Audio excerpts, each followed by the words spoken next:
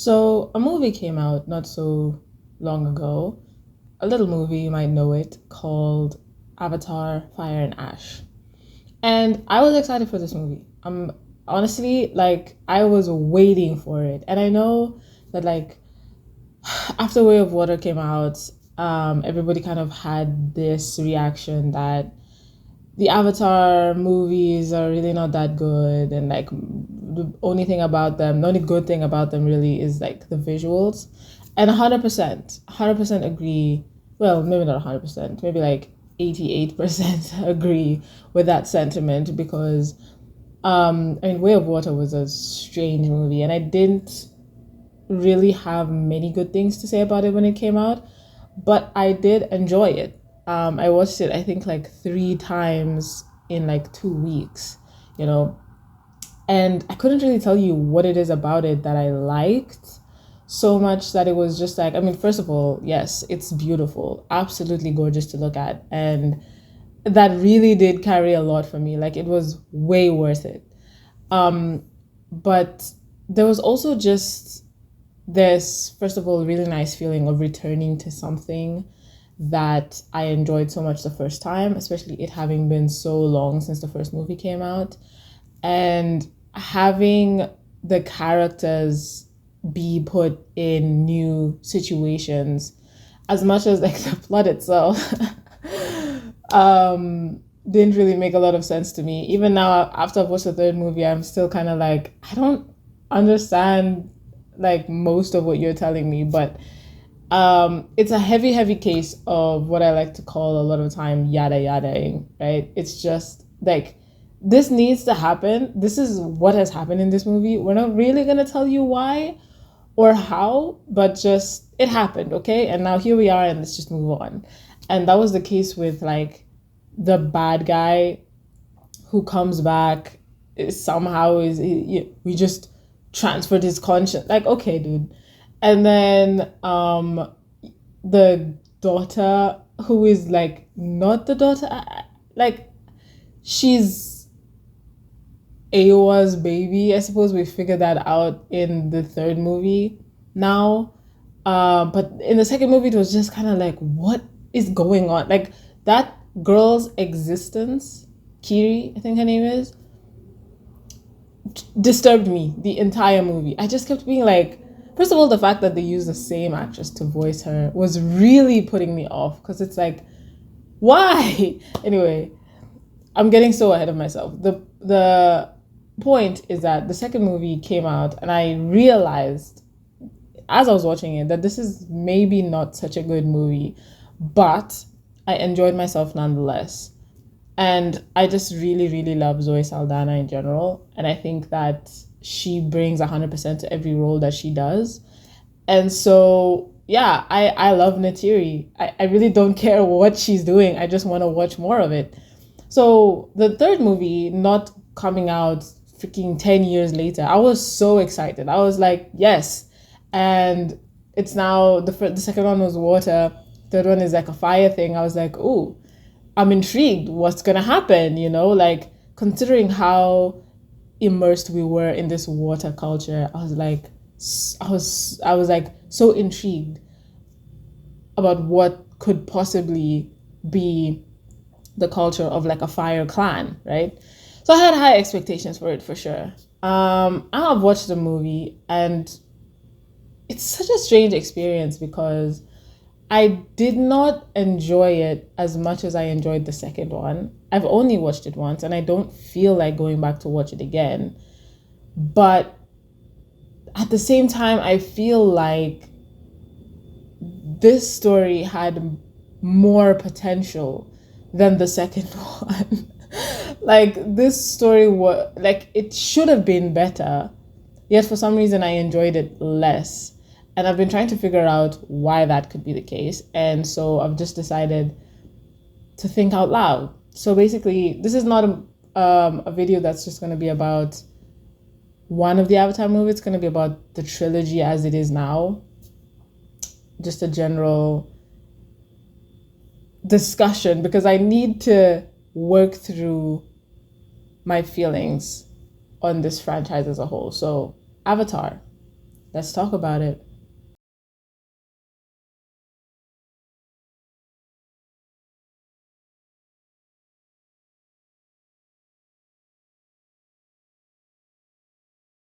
Okay, so let's first do a super quick run through of the story as we know it so far, right? So we have the first movie, which is the introduction to this world, and you have our, on one side, human beings who I don't remember at all what is going on Earth actually, but I'm just gonna assume it's some sort of pollution.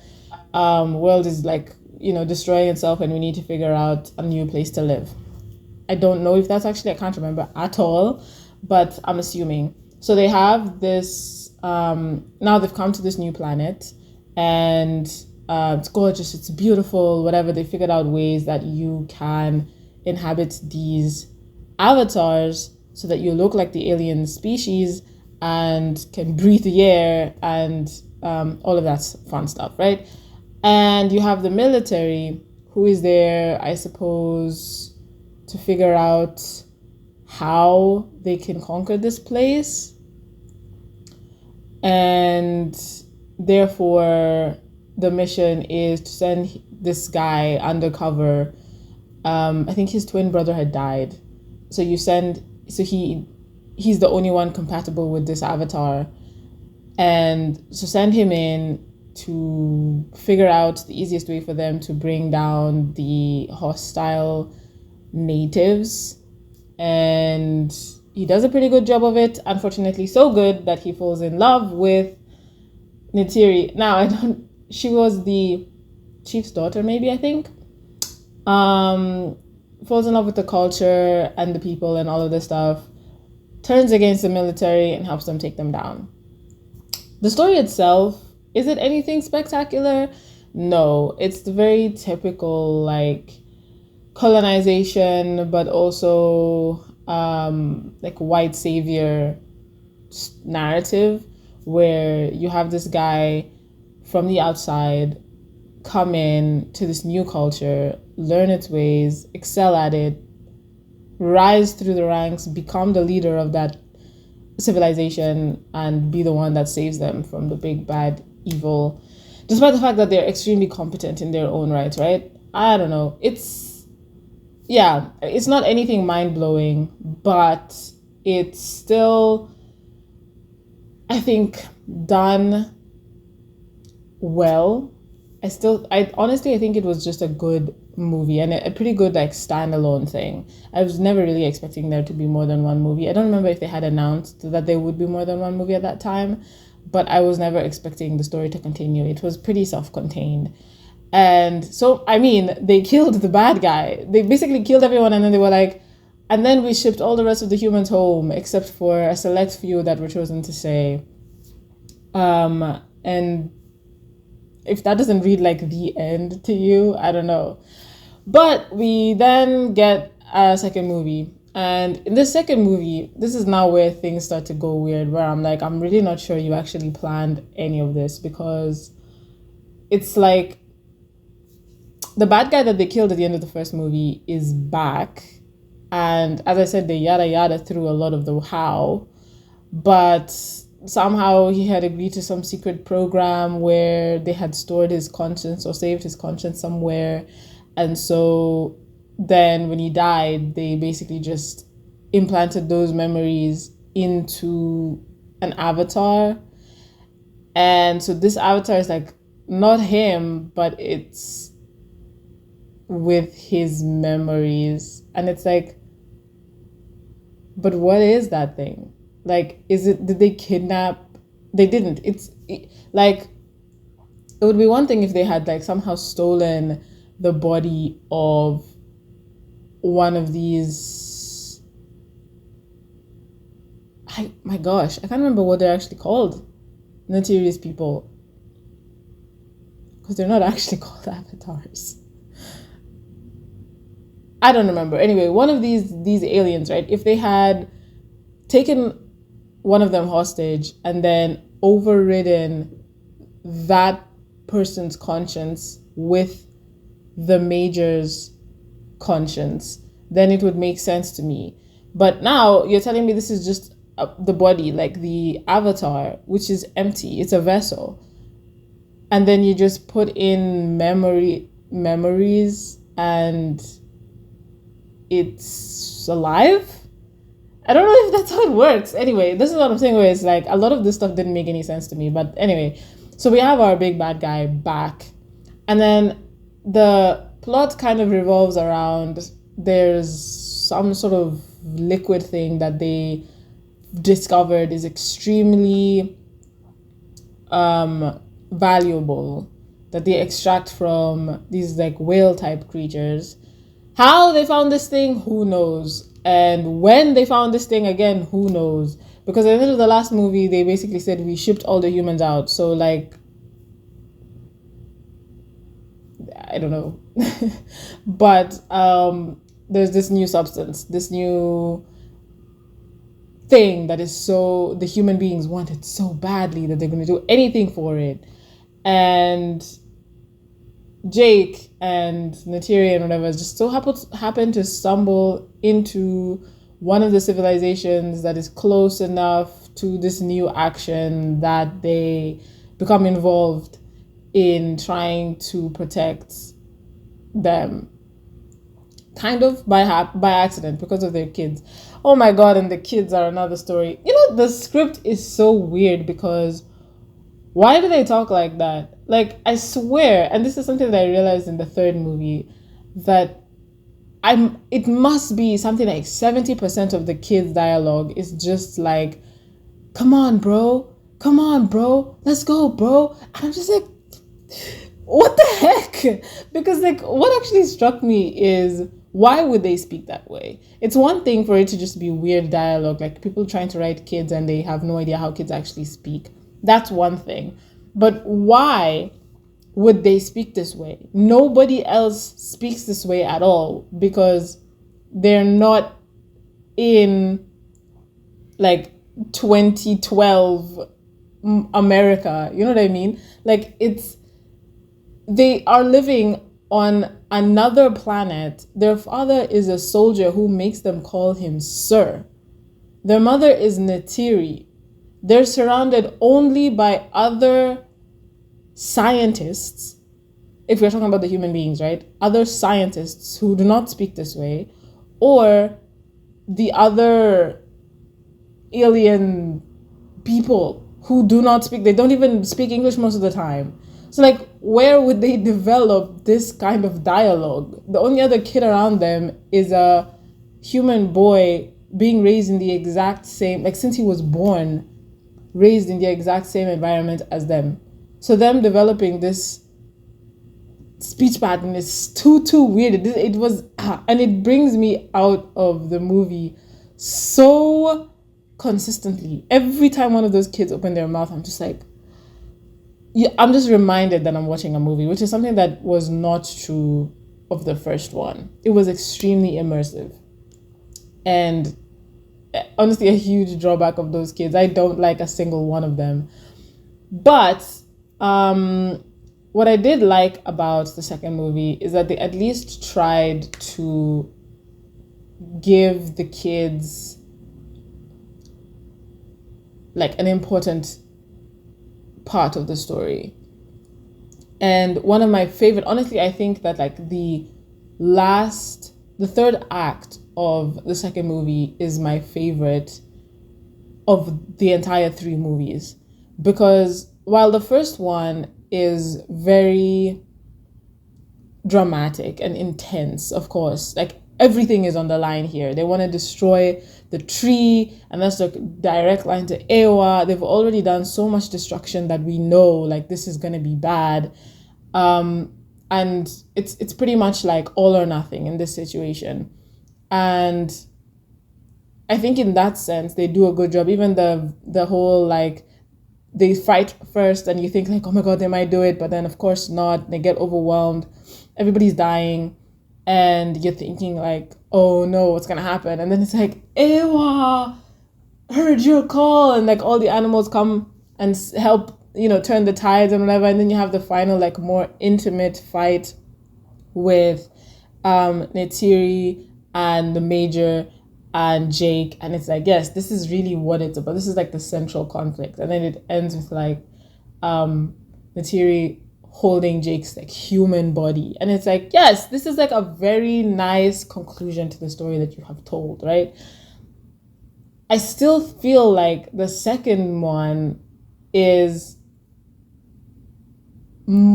it's more fun for me because it's a bit more, there's a bit more depth, I suppose. Like there's more layers to it. Like first of all, their son has just died, which is like like it's heartbreaking, but it also again is like raising the stakes more in this fight where it's like they're grieving and their other kids are also in danger, and it adds another element of hate where it's not just like, oh, these are bad guys, we need to stop them, but it's personal now.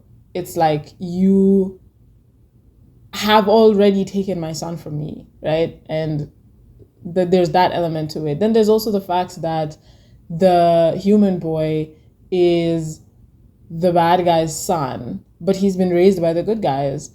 And so like he's part of this. Yes, he's there technically to help save his family, but he can't help also save the bad guy. And there's that to it. And then just the way the scene itself was shot it was so dynamic, like there's the sinking ship, so there's a ticking clock, and they're having to move around so much. And then some of the fight takes place like above water, and then some of it is underwater. There's so much movement, and everybody is having their own experience. Some people are trapped. These ones are fighting underwater. They're holding their breath. You know what I mean? Like it's all just like there was so much happening, and for me that was like so much more interesting. Then we have this very sad sort of ending where of course they're grieving and they have to bury their son and everything like that, but the whole thing doesn't feel like a story that had a lot, like a proper direction. At the end of the day, it's like, okay, you've ended on a very touching note and you managed to like hook me there in the end, but then if you really sit and think about it, it's like, what was the point of this movie? Like aside from killing their son, what was the point of the movie? And that's for me where I'm like, I think a lot of people have this complaint. It's just kind of like, there wasn't really. Whereas in the first movie, there was a very clear journey for all of the characters. Particularly like our main two, Jake and Neytiri, it's like their journeys were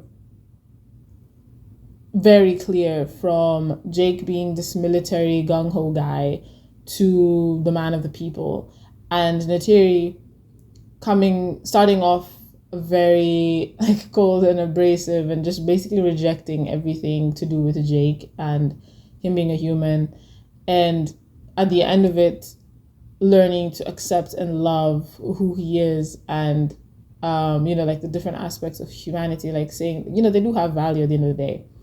And I think like that's why I really like that they ended the fight with Neytiri and human Jake, and that whole scene of like, my Jake, I see you whole thing, where it's like she sees him. She's not just accepting because he is in the Avatar and that's who she fell in love with and whatever, but the human being, she's like, I still choose you, like you are still mine and I still love you and I accept you and all of this stuff. And I think that's why I enjoyed that so much, because it feels like a proper culmination of the journey that you've taken us on throughout this whole movie. The second one is just kind of like, where did they start versus where did they end? And it doesn't feel to me that any of them start or end anywhere different. Like Jake is still the same. Neytiri is still the same, except now she's super pissed off because her son is dead. Like the children are all pretty much the same as well, except one is dead. Like, you know what I mean? It's nothing happened. It's 3 hours of nothing really happening. And that's the biggest problem with that movie.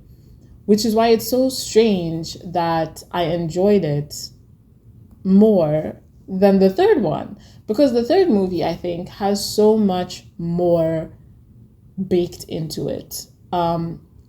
There's a journey that all of the characters need to go on. And maybe what upsets me about it is that they don't properly take that journey. So it's as if like the movie shows us shows us the road, and it's like, this is where they could go, but we're not going to take them there. And it's like, why? Because you have, first of all, like the biggest one for me is Jake and his son, because that's obviously the relationship with the biggest issues right now. It was there in the second movie as well, where it was so obvious that the first son was Jake's preferred son. He's the good son, the one who lives up to the expectations and does what needs to be done, and has the skill and whatever, versus the second son, who just is kind of like a screw up, and he's constantly trying to prove himself and constantly failing. And that's what ultimately leads to his brother dying. It's him trying to be more grown up than he is, trying to take on more responsibility than he's capable of handling, and it ends badly. And throughout the movie, you have this running thing of like, the brother is always like, I'm always having to save you. Like, I'm always having to clean up your messes, and taking the heat for the stuff that his brother does. And in the end, it's so true that he literally dies for his brother's mistake. And I think like that's something that in the third movie, they're trying to expand on more. But to me, it's kind of like they really fail, because this boy doesn't grow, I don't think. He doesn't grow. He's the same. He still doesn't follow any orders. Every time that he's put in any kind of situation where Jake is depending on him, where like Jake wants to give him some responsibilities, like, I'm leaving you here to protect your sister. I'm leaving you here to protect whatever, like, man your posts, wear your freaking comms thing, communicate with me, tell me where you are. He doesn't do it. From the second movie until the end of the third movie, he doesn't do it. He's always failing to follow instructions, and it's not like at any moment he actually rises to the occasion and proves to Jake that he can handle something that Jake should give him. Versus like on Jake's side, if it was that of course he's also grieving his son, right? And he obviously does blame his second son as well. And if he was dealing with that, and so it starts off like him being very tough on his second son, or alternatively being very detached and like, I don't want to be around you, I don't want to train you, I don't want to fight with you, take you into battle because I can't trust you, and all of this kind of stuff. If that was the situation, and then slowly he learns to realize that like maybe there were parts of his son that he never realized were an asset. Like maybe he wasn't like his first son. Maybe he's not the soldier in the sense that Jake has come to expect, but he does have his strengths, and learning to appreciate those, but he doesn't. In the end, what ends up like bringing them back together is that the second son goes off defying orders once again, by the way, pretty much in the same way as the second movie, and almost gets himself killed, almost gets the other kids killed as well because they come to save him. Basically, like I said, it's what happened in the second movie. And so he goes off to find his whale brother, and then comes back with a witness, or like a victim of the whale hunting shenanigans going on. And he barges into the whale council meeting and tells them that they have to listen to what this victim says. And for me, like, that entire scene just kind of felt very hollow because it wasn't through any particular skill or strength of the second son that he's able to convince the council of anything. It's not through his own skill or strengths that he even manages to like find or bring back this witness.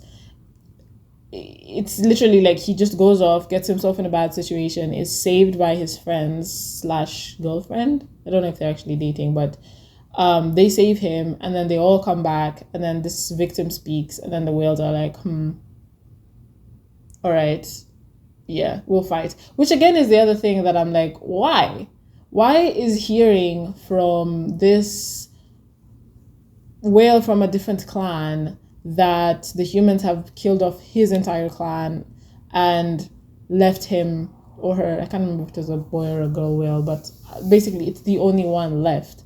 And it's obviously also very badly bruised. It's lost a chunk of flesh all over. And it's like, they know though. Like they've literally, the hunting is taking place in their own waters as well. Like their clan is being hunted consistently. They're dying on a regular basis. It's the entire reason why you have this first, like Jake's son's whale brother is banished because it keeps fighting back because they are constantly under attack and he can't stand it. So I'm like, why is this a surprise to you that the humans are wiping out whales all over the place? You know what I mean? Why is this particularly convincing when you've seen it with your own eyes? Like, Jake's whale brother has been saying it over and over to the point where you're like, we can't take this anymore. He's stirring up trouble with our young bulls. We need to banish him. That's the extent that they've taken it to. They're very aware. I don't understand why that scene suddenly is convincing enough for them. So it ultimately just kind of felt like that is not a good enough reason for Jake to then now turn about and be like, you did well, my son. I'm proud of you. I see you. And it's like, it didn't feel like enough. Like he didn't do anything really. He didn't like, I don't see how this is him proving himself, you know? And then the other big relationship, which is Jake and Neytiri, of course. There are two mains. And I think this is another one that I'm just like, oh, boys, you had it. You had it right there. Because she's been struggling this entire movie with the loss of her son. And we have to remember that she was, I think she was being raised to basically take over for her mother as the spiritual leader of their people. So she's fully committed to the religious aspects of their culture. And that's what she's been clinging to in the wake of her son's death. It's the only thing that is getting her through. And yet she still finds herself so full of all of this hatred and anger. And I feel like that is something that I wish they had done more with. First of all, just us actually seeing that conflict between her spirituality and her hatred, because it's a terrible, like a vile thing, and it makes her horrible and scary and makes her treat Spider so terribly. But then it's like they knew that there could be so much more to this, because they have this scene where she has the conversation with Jake, where he finally tells her towards the end, is like, you cannot go on like this. You can't keep living in this hatred. And she's just like, yeah, I hate them. I hate them. I hate them and their tiny little hands and their madness in their heads. And I'm like, but like this is like fully where she's at with human beings. She's extremely done with them. She's like burned them all, right? But then Jake starts on with the whole like, I'm human inside. Like, yes, he has this body, but he is human. And then he's like, And what about our kids? Like, do you hate them? They also have weird hands. And whenever they make a mistake, like, do you judge them for it because they're human? And she says yes. So sadly, and like, like you hate to admit it, but it's the truth. And you're just like, yes. And that is insane, man. Like, those are her kids, and she is admitting that there are parts of her kids that she despises. And it's like, that is monumental and needed to be handled so much better, because it like the admission doesn't even last 30 seconds for the weight of it to really be felt before she just kind of retreats. And then Jake follows her and is like, I'm sorry. I don't even remember how it becomes him apologizing. And once again about him protecting this family. And it's like, that's not what this is about. As a matter of fact, I felt, when I finished the movie, I felt like this movie did not really need to be about Jake so much. I felt like it really needed to be more about Neytiri and this Ash woman. Like, because I think they're like perfect foils for each other, right? Because Neytiri is this extremely spiritual person who detests humans. And this Ash woman she completely hates Eywa and the entire religion of her people, and ends up really liking the humans. Like she enjoys the madness in their heads that Neytiri is saying that she hates so much, because they're so opposite to what their culture cultivates in them, and expects of them. And so they're literally like opposites of each other. And I feel like that should have been the anchor of this movie, where Neytiri is fighting her anger and her hatred to try and stay spiritual, and this woman has given up completely on spirituality and just completely delved into anger and hatred, and what that would have brought out in Neytiri, and like what the push and pull between the two of them. It could have been so good, because I do think that this other woman is an extremely interesting character. I really enjoyed every time she was on screen. I really did enjoy it. I think whoever that actress is, I don't know, I didn't search, did an amazing job. I'm not a huge fan of her relationship with the bad guy. It felt extremely lazy to me, but whatever. It wasn't like, I didn't care essentially, but I'm like, I wanted to know more about their clan. I wanted to know more about like, what the hell are they doing that they need to cut off that braid thingy that connects them to their animals and to plants and all of this. Like, why? What are they doing? Are they trying to like cut off people's connection to Eywa? It's just kind of like too intriguing, and they spent way too little time on it. And this whole like smoke thing that she does, the rituals and all of these things, like, what is that? I wish they had spent more time with it, the same way that we spent so much time with this water clan, right? Like, I thought that was the point of Fire and Ash. Like, I wish that had been more, instead of, because we know what these water people are doing. We know already. And like, we spend so much time with them. Again, going through the same thing with the whales and stuff. It's like, we've been here, we've done that. And I think that's like the biggest feeling that I was left with at the end of the third movie. It's just kind of like, especially that third act fight, because of course, like, that's usually where studios will put in a lot of the, like, that's the climax. So you want everything to kind of come crashing together. It's the fight scene, it's supposed to be exciting and stuff like that. And I just kind of felt like it was very anticlimactic almost, because it felt like a combination of the fight at the end of the first movie and at the end of the second movie, where it's again a fight on the water with the animals, but then with the same sort of feeling of Jake is now once again like Turuk Makdao, and so he's called all the clans. It's the same as the first movie. It's like, is this supposed to be inspiring? I understand why. Like you've not raised the stakes. The stakes are not even the same really as the first movie. It's just kind of like, oh, they're gonna mass kill all of these whales. It's just, yes, bad, but like it doesn't feel on the same level as the first one, where it's like they're gonna destroy the spirit tree and colonize this entire land. They're gonna keep coming, and we're gonna be done for. Um, you know what I mean? So now he's called all these people, and it also doesn't even feel like it was on the same scale. Like I don't feel like there were so many people who came. Again, it's hard because it's on the water.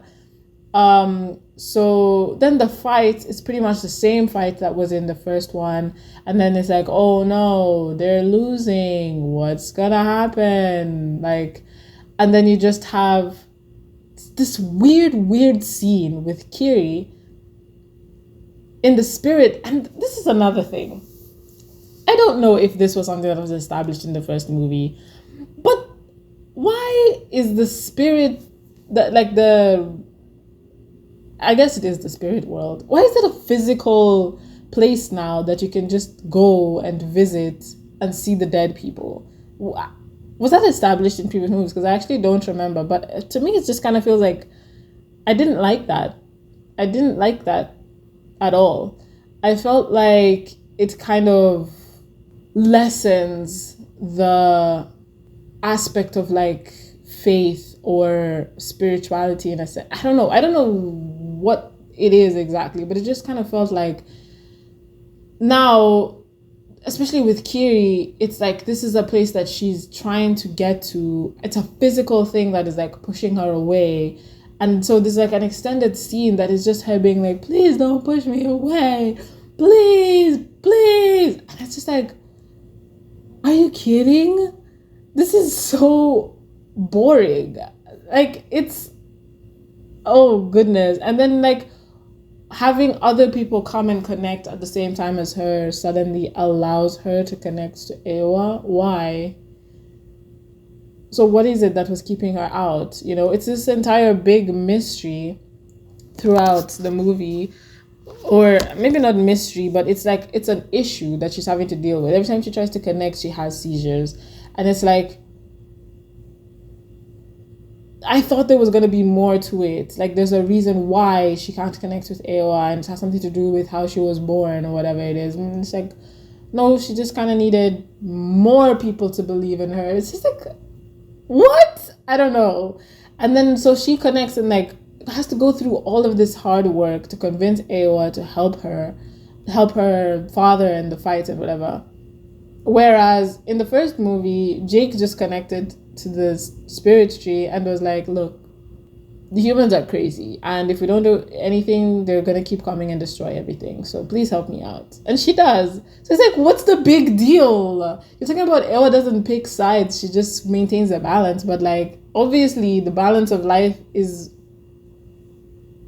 off here because the humans are gonna like massacre an entire species. So like she shouldn't have any qualms coming in and intervening with this. So why the big struggle? And why are they acting as if Kiri is the only one who can do it? It just felt so hollow, is what I'm saying.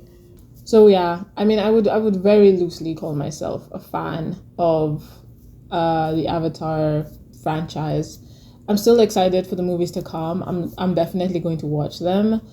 And I think also that it really cannot be overstated how beautiful these movies are. And I think that's one aspect in which we need to consistently give praise, because we might be becoming desensitized to it. It might just be the level at which we expect these movies to look. But this is a huge achievement. I really think that we need to remember that, considering a lot of the CGI and the AI and stuff that we are being given in other movies that we're being forced to watch, right? This is something that we should not allow ourselves to overlook, as much as the plot aspects or like the dialogue aspects of these movies may not be great, but visually, I mean, they are stunning. And that is something that I will always appreciate. There's obviously a lot of care and intention put into it, and I give the praise where the praise is due, give the credit. So, but that aside, I do admit that they need help in the script department. I don't know what is happening there, especially the dialogue between the kids. I have no idea, man. Come on, bro. Come on, let's go, bro. It's so funny, like thinking about it now. But as I'm watching it, it was so irritating. So irritating. And I think also, like, a huge aspect of it is also Kiri. Kiri. Kiri. I don't know why it's always Kiri, but it's just like, anyway. I also do appreciate the added levels of depth that some of the characters got. Jake was not one of them, but like Neytiri for sure had that. And as I said, like I just wish it was drawn out more. I wish she had someone against which she could push, somebody who is challenging her. And that person is not Jake. Someone that like could really bring out that anger and that hatred that she's falling into, and really, really see how far she's come from that spiritual girl or woman. And for it to really sink in for us and for Jake, and even maybe for her kids as well, that like she's not doing okay, and maybe at some point even for her to have that eye-opening moment of like she's fallen too far and she needs to pull back. They kind of bring it in when Jake is about to kill Spider, and then it's like she can't stomach it and she goes to stop them, but Jake isn't. She doesn't actually even get to be the one to stop him. He stops himself. He can't do it. And so it's just this, I guess the word I keep coming back to is hollow, because it's like, what really changed her mind in this moment? Is it just that she's a good person deep down and like she can't kill a child? Is it that she feels more love for him because she raised him? Like, we don't even actually know why. It's just like, we know that it's a bad decision that they're making, and so her coming to that conclusion feels natural.